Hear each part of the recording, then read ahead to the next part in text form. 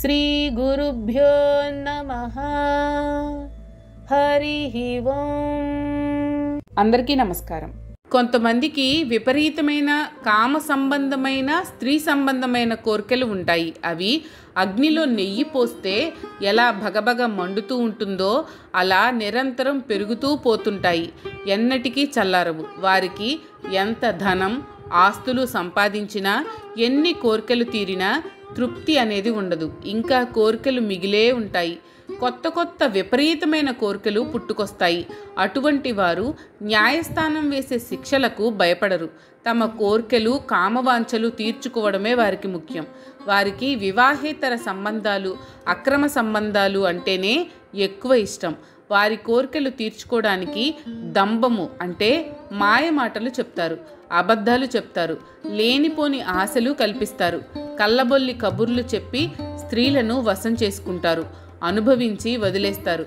వీరికి అభిమానం ఎక్కువ. అదేంటని అడిగితే అడిగిన వారి మీదకి దాడికి దిగుతారు. వీరికి మదం కూడా ఎక్కువే.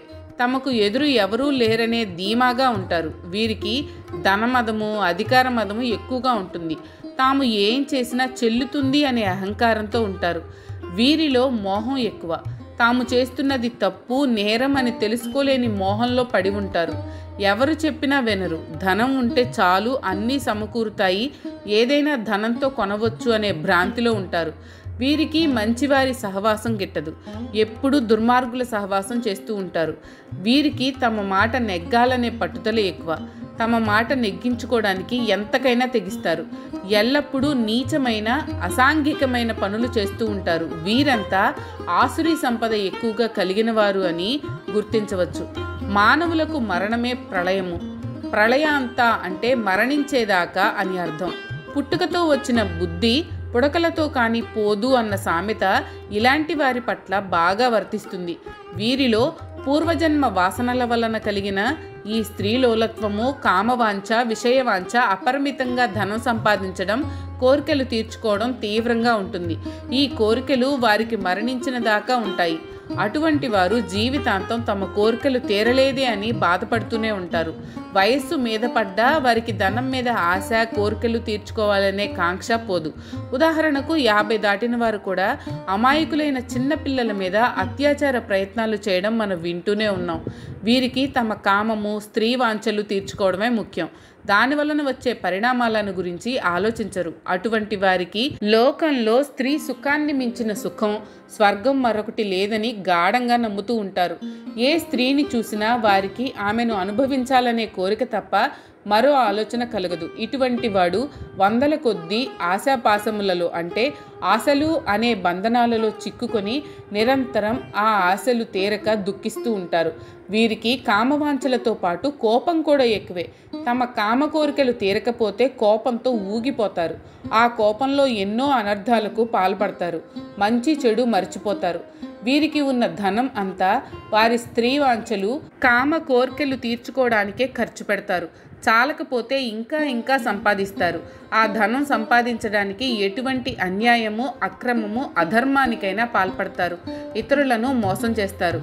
అక్రమంగా, అధర్మంగా ధనం సంపాదించడం, ఆస్తులు కూడబెట్టుకోవడం, కామ సంబంధమైన కోరికలు తీర్చుకోవడం ఇదే వారికి దైనందిన కార్యక్రమం. చావు ఒక్కటే వారి కామవాంఛలకు ముగింపు. చచ్చేదాకా వారిలో ఉన్న కామచింతన, కామవాంఛలు చావవు. చితి వాడిని చావు తర్వాత దహిస్తే, చింత వాడిని బ్రతికి ఉండగానే ప్రతిదినం దహిస్తూ ఉంటుంది. ఈ లక్షణాలు కలిగి ఉన్న వారిని మనం ఆసురీ సంపద కలిగిన వారిగా గుర్తించవచ్చు.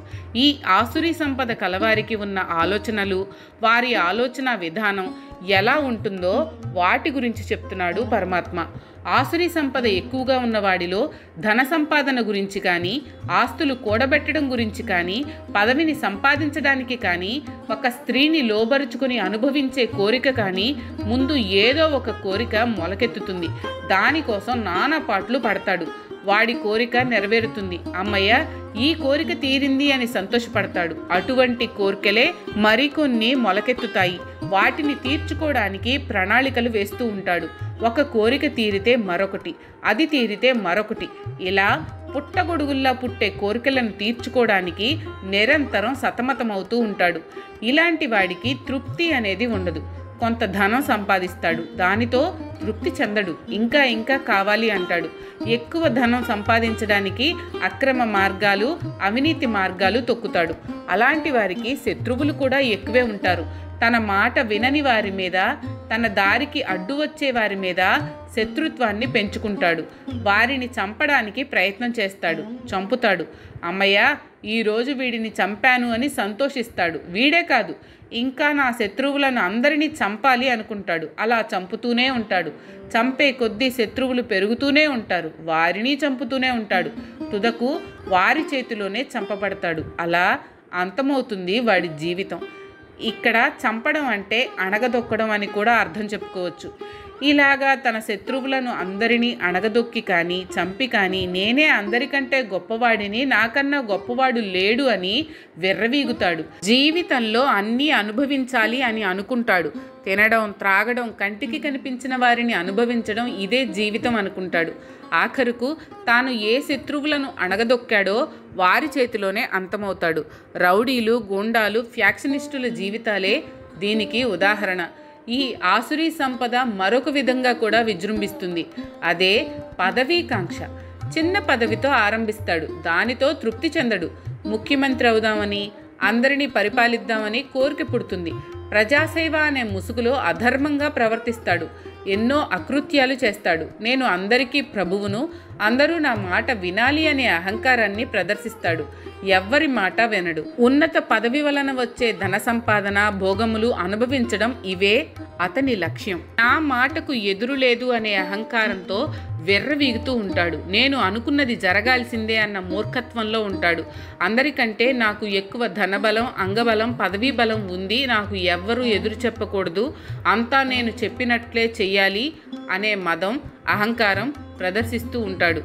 అందరికన్నా నేనే గొప్పవాడిని, నేనే ఈశ్వరుడిని, నా మాట అందరూ వినాలి, అన్ని సుఖాలు భోగాలు నేనే అనుభవించాలి, అందరూ నా కాళ్ళ దగ్గర పడి ఉండాలి అనే అహంకారంతో ఉంటాడు. ఇదంతా ఒకెత్తైతే, నేను గొప్ప కులంలో పుట్టాను, మా వంశం గొప్పది, తక్కిన వారంతా నాకన్నా తక్కువ కులంలో పుట్టారు అన్న అహంకారం, తనకన్నా తక్కువ కులం వారిని నీచంగా చూడడం, అంటరాని వారిగా చూడడం, ఇది కూడా ఆసురీ ప్రవృత్తిలో భాగమే. ఈ కులాల కుమ్ములాట, కులాల పేరిట మనుషులను విభజించడం, మారణ హోమాలు సృష్టించడం ఇతర దేశాలలో కూడా ఉన్న భారతదేశంలోనే కొంచెం ఎక్కువ. ఇంకా మరికొందరు ఉన్నారు. మాది అగ్రకులం, మేము ఎన్నో యజ్ఞాలు యాగాలు చేశాము, ఎన్నో దాన ధర్మాలు చేశాము, పుణ్యకార్యాలు చేశాము, మేము కాబట్టి అవన్నీ చేశాము, మాతో సరిసమాన వాళ్ళు ఎవ్వరూ లేరు అంటూ గర్వంతో విర్రవీగుతూ ఉంటారు. కొద్దిగా దానం చేసినా ఎక్కువగా ప్రచారం చేసుకుంటారు. ఇతరుల చేత పొగిడించుకోవడానికి ఆరాటపడుతూ ఉంటారు. ఇంకా కొంతమందికి తమ భార్య, సంతానం, బంధువులు వీరే సర్వస్వం. వారి కోసం ఏమైనా చేస్తారు. వారి మోహంలో పడిపోతారు. నేను లేకపోతే వీళ్ళంతా ఏమైపోతారు అనే మోహం ఆవరించి ఉంటుంది. వీరంతా ఆసురీ సంపద కలవారు, వీరంతా నరకంలో పడిపోతారు అని కృష్ణుడు చెప్పాడు. ఈ లక్షణాలు మనలో ఉంటే వాటిని వెంటనే పోగొట్టుకోవడానికి ప్రయత్నం చేయాలి. ఎందుకంటే ఈ లక్షణాలు అన్నీ మనలో తెలిసో తెలియకో పాతుకుపోతాయి. వాటిని గుర్తించి నిర్మూలించాలి, లేకపోతే నరకంలో పడక తప్పదు. ఈ లక్షణాలు కేవలం అజ్ఞానం వలన కలుగుతాయి. ధనం, సంపదలు, పదవులు, స్త్రీలు, వీరి వలన సుఖాలు కలుగుతాయి. ఆ సుఖాలు అనుభవించవచ్చు అనే భ్రమలో ఈ ఆసురీ సంపదకు లోబడుతున్నారు. ఈ సుఖాలు అన్నీ దుఃఖాలుగా పరిణమిస్తాయి అని, తీరని మనోవ్యధను కలిగిస్తాయని, మనశ్శాంతి లేకుండా చేస్తాయని తెలుసుకోలేకపోతున్నారు. ఇటువంటి వారు అనుభవించే రాజసమైన సుఖాలు, తామస సుఖాలు తుదకు దుఃఖాలుగా పరిణమిస్తాయి. అలాగే సాత్విక అహంకారం కూడా విడిచిపెట్టాలి. నేను యజ్ఞాలు చేశాను, యాగాలు చేశాను, దానాలు చేశాను అని ప్రచారం చేసుకోవడం కూడా ఆసురీ లక్షణమే. అది ఆర్భాటం, డంబాచారమే కానీ వేరే కాదు. వారు చేసిన యజ్ఞాలు, యాగాలు ఏవేవో కోరికలతో చేసినవి. కేవలం 10 మంది తమ గురించి చెప్పుకోవడానికి చేసినవే కానీ సమాజం కోసం చేసినవి కావు. వాటి ద్వారా పేరు సంపాదించి గొప్పవాళ్ళు అనిపించుకోవాలనే ఆశ తప్ప వేరే కాదు. వాటి వలన పతనమే కానీ ఉన్నతి లభించదు. కాబట్టి మానవులకు ఎంత ధనం, కీర్తి, పదవి, ఐశ్వర్యం ఉన్నా చిత్తశుద్ధి లేకపోతే, గర్వము, అహంకారము తొలగకపోతే అవి ఆసురి సంపదలే. వారికి నరక ప్రాప్తి తప్పదు అని హెచ్చరిస్తున్నాడు పరమాత్మ. ఇక్కడ నరకము అంటే నరకముతో సమానమైన జీవితము అని అర్థం. అన్నీ ఉన్నా, అందరూ ఉన్నా, ఏమీ లేని వాడి వలె, ఎవరూ లేని వారి వలె ఒంటరిగా బ్రతకడం, నిరంతరం నిరాశ, నిస్పృహలతో, రోగాలతో భయంగా అశాంతిగా బ్రతకడం, దుర్భర దారిద్ర్యంతో జీవించడం, అందరి చేత చీత్కరింపబడుతూ బ్రతకడం, ఇవన్నీ నరకప్రాయమైన జీవితాలే. మీకు కనుక ఈ వీడియో నచ్చినట్లయితే లైక్ చేయండి. అలాగే మీ ఫ్యామిలీ అండ్ ఫ్రెండ్స్కి షేర్ చేయండి. ఛానల్లో కొత్త నోటిఫికేషన్స్ కోసం సబ్స్క్రైబ్ చేయండి. అలాగే పక్కనే ఉన్న బెల్ ఐకాన్ని ట్యాప్ చేయండి.